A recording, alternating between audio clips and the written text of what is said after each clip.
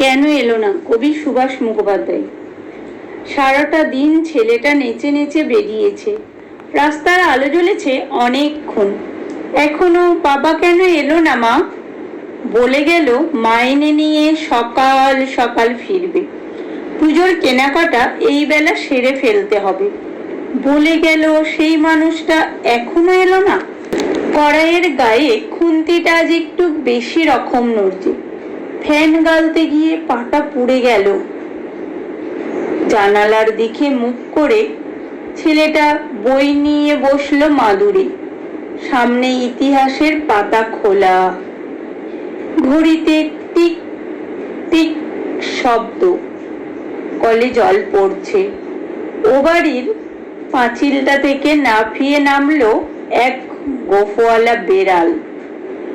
বাপের আদরে মাথা খাওয়া ছেলের মতো হিজিবিজি অক্ষরগুলো একগুয়ে অবাধ্য।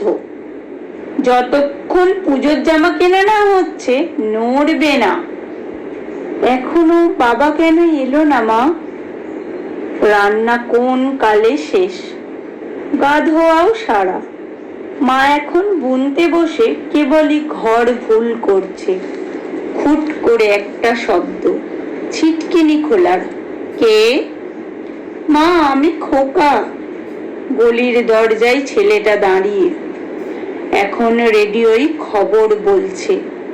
মানুষটা এখনো কেন এলো না? একটু এগিয়ে দেখবো বলে ছেলেটা রাস্তায় পা দিল। মোড়ে ভিড়, একটা কালো গাড়ি, আর খুব বাজি ফুটছে। কিসের পুজো আজ?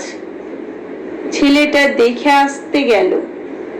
তারপর অনেক রাত্রিরে বারুদের গন্ধে ভরা রাস্তা দিয়ে অনেক অলি গলি ঘুরে মৃত্যুর পাশ কাটিয়ে বাবা এলো। ছেলে এলো না। নমস্কার।